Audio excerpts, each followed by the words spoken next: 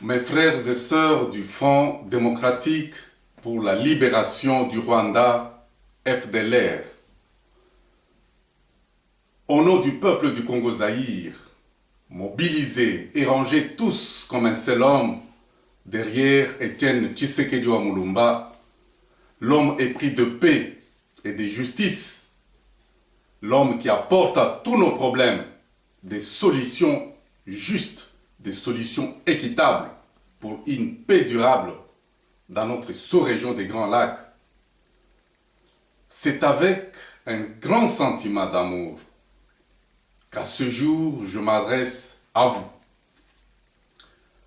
Frères et sœurs du Front démocratique pour la libération du Rwanda, FDLR, vous devez le savoir. Depuis 1994 jusqu'à ces jours, 2001, voici 2 décennies que vous vous battez acharnement pour faire entendre vos voix, pour entendre la voix de la justice. 17 ans de lutte pour défendre vos droits les plus légitimes, à savoir le droit de retourner sur le sol de ses ancêtres, votre cher pays, le Rwanda. Vous avez été forcés d'abandonner vos terres pour vivre dans l'errance, dans les profondeurs de la forêt équatoriale, condamnés de vivre de la cueillette et de la mendicité. Vous êtes traqués comme des cafards à écraser absolument par des individus qui méconnaissent l'amour et le pardon. Au nom de Étienne Tshisekedi Mulumba, l'homme de paix, je vous adresse ce message et je vous demande une seule chose: mettre fin aux atrocités que vous commettez sur les paisibles populations dans la partie est de la République démocratique du Congo, la République fédérale du Zaïre, votre terre d'asile. Bientôt, notre véritable président, le président de la République, Étienne Tshisekedi, sera dans vos murs. Il vous apporte un message. L'amour, encore l'amour et encore l'amour. Le président Étienne Tshisekedi connaît vos préoccupations. Vos préoccupations sont ses problèmes. Et je vous garantis que d'ici janvier 2012, son administration résoudra bien votre petit problème qui vous tracasse. Voici maintenant 2 décennies. Vous devez le savoir, Étienne Tshisekedi, depuis sa jeunesse, il a consacré toute sa vie à la lutte contre les antivaleurs.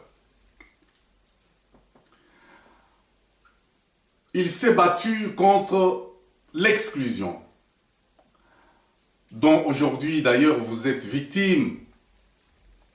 Il s'est battu contre la haine. Il s'est battu contre l'intolérance politique. Il s'est battu contre la mauvaise gouvernance. Bref, il s'est battu et il a lutté pour l'instauration d'un état de droit dans la société humaine. Le Rwanda demeure votre pays et personne ne peut vous forcer d'y quitter. Si ce ne sont les règlements et vos lois d'ailleurs que librement vous devez les mettre, ces lois que vous devez mettre tous ensemble de manière démocratique, seules ces lois-là ont capacité de vous faire perdre la nationalité. Dieu vous a donné ce pays et vous y avez droit. Nul, absolument nul, n'a reçu du ciel une onction spéciale pour décider du sort des autres en les dépouillant de leur identité, à savoir la nationalité. Aujourd'hui, avec l'indifférence totale de la communauté internationale, vos femmes, vos enfants sont condamnés injustement de mener une vie rude, une vie de privation. Pourtant, parmi vos enfants, qui est la jeunesse montante, il s'y trouve bien des médecins, il s'y trouve des avocats, des journalistes, des grands professeurs d'université, des ingénieurs, des artistes, ainsi de suite. Tous ces talents devront être encadrés pour le bien-être de notre sous-région. Je me demande souvent si logiquement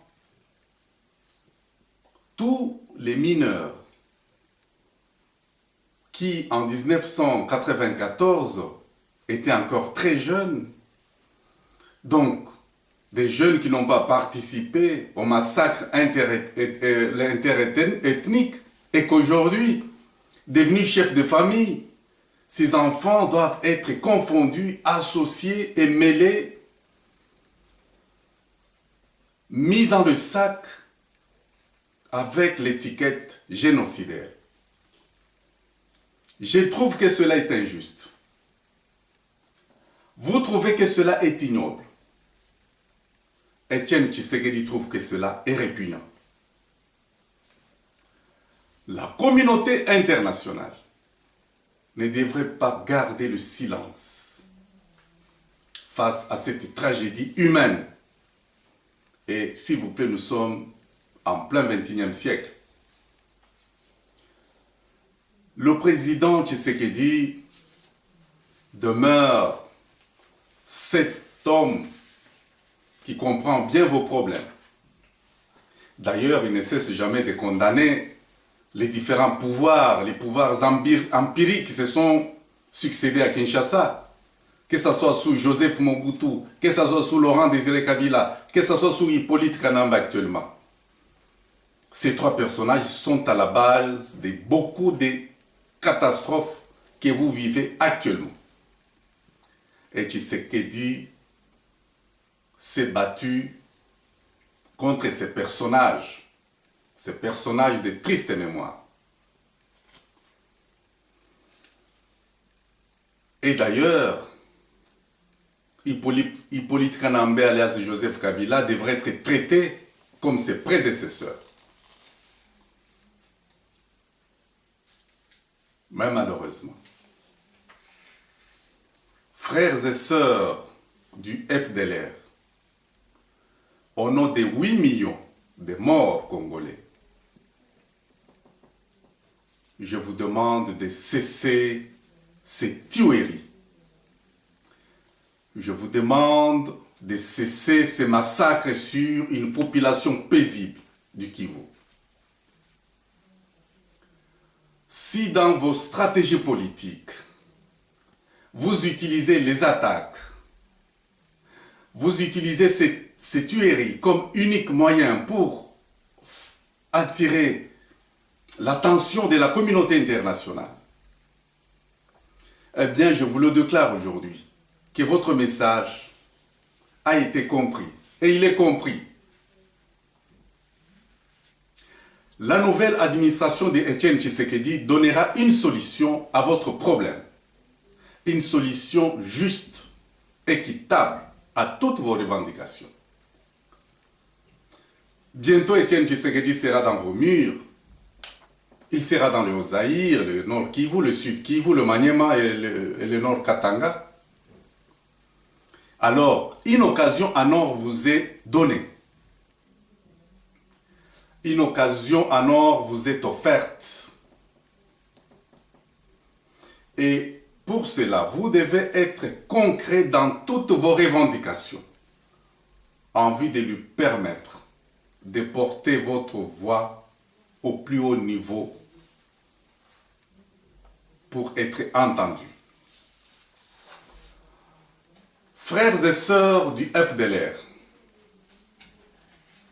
la lutte que mène la jeunesse de FDLR est une lutte de résistance. Ces jeunes se battent contre l'exclusion. Ces jeunes se battent contre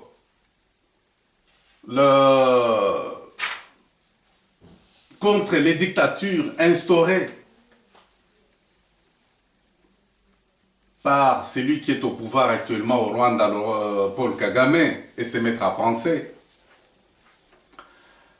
La jeunesse du FDLR se bat contre toutes ces antivaleurs. Cette jeunesse veut retrouver la terre de ses ancêtres. Et cette jeunesse a démontré à la face du monde qu'elle est capable de se battre jusqu'au bout. Cette jeunesse a défié toutes les méthodes belliqueuses que lui a imposées les armes de plusieurs pouvoirs qui se sont associés pour soutenir Kagame dans sa sinistre démarche. La jeunesse du FDLR se bat pour arracher son légitime droit à la formation professionnelle.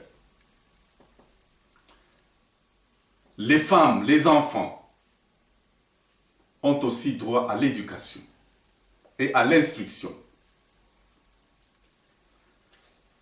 Ces enfants ont droit aussi à la vie moderne comme tous les humains. Parce qu'ils sont des humains. L'administration Tshisekedi se bat et continuera toujours à se battre pour libérer les opprimés, les déshérités. L'administration Tshisekedi continuera toujours à se battre pour lutter contre toutes les formes d'injustice sociale. Comme je l'ai dit, nul ne peut accepter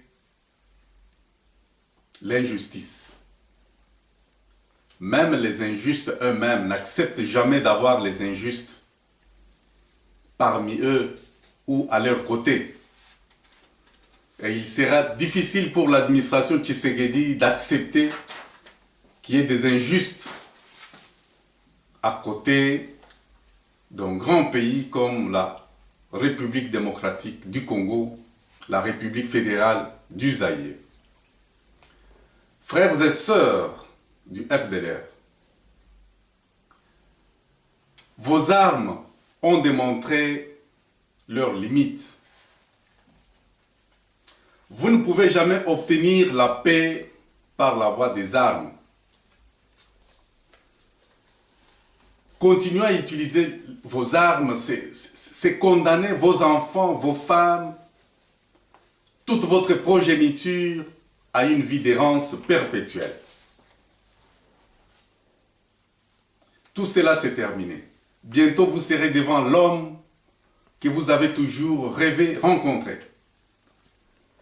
L'homme qui, par sa lutte non armée, a inspiré considération et respect dans le monde. La victoire d'Etienne Tshisekedi, c'est votre victoire. C'est la victoire de tous les résistants de la région des Grands Lacs. C'est la victoire de l'Afrique. Une Afrique libre, une Afrique libérée. Vous avez la responsabilité d'aider Tshisekedi dans sa lourde tâche. Le sang a suffisamment coulé. Ça suffit. frères et sœurs du FDLR, aujourd'hui, l'Afrique a grandi. Nous avons tous grandi. Nous devons montrer à la face du monde que nous sommes aussi des humains. Des humains qui peuvent résoudre leurs problèmes par la voie pacifique et non par la sauvagerie. Ce ne sont pas des coups de machette qui peuvent résoudre nos problèmes. Le monde entier qui nous regarde ne viendra jamais résoudre nos problèmes. Ils ne viendront jamais résoudre nos conflits. Ils viendront seulement pour les attiser. Étienne Tshisekedi est porteur d'un message. Un seul message. C'est un message de paix, un message d'amour. Or, là où il y a l'amour, il y a la paix. Là où il y a l'amour, il y a le pardon. Un pardon sincère. Vous devez l'aider à vous aider. Vous devez pardonner vos frères Tutsis. Le Rwanda, le Burundi et le Congo, Zaïre, sont liés par un passé colonial commun. Toute notre histoire belge, l'histoire coloniale, a été entachée des injustices et des inégalités qui nous ont amenés à des luttes fratricides. Au Congo-Zaïre, nous nous sommes cruellement entretués. Mais aujourd'hui, nous sommes unis. Ce qui s'est passé au Congo-Brazzaville, non, ce qui s'est passé au Rwanda, s'est passé aussi dans notre pays. Au Congo-Zaïre, nous sommes entretués. Mais aujourd'hui, nous sommes tous unis. Et le Burundi, le Rwanda peuvent suivre l'exemple. Tout est possible à ceux qui croient. La population kivusienne a toujours partagé les mêmes valeurs culturelles avec le Rwanda. Le peuple congolais et le peuple rwandais ont toujours noué des mariages mixtes. Alors vous devez cesser de tuer vos frères qui ont d'ailleurs connu des moments très difficiles, des moments de deuil quotidien, des moments des pires traumatismes. Déjà Kanambe Hippolyte, que vous appelez Joseph Kabila, continue à martyriser ce peuple. Il envoie chaque jour, dans toute la partie de l'Est, des militaires impayés et affamés. Et ces militaires deviennent une véritable machine de mort. Et ces machines sèment la terreur quotidiennement. La terreur sur une population déjà appauvrie. Ces militaires affamés et drogués tuent et pillent la population qu'il avait pourtant accueillie, qu'il avait pourtant voté massivement en 2006. Et il ne s'est pas arrêté là. Et pour punir la femme, il a engagé des violeurs. Et tout cela au grand silence de la communauté internationale. Alors, frères du FDLR, je vous demande de ne pas céder aux multiples provocations des Kanambé. Beaucoup de crimes qu'il est en train de commettre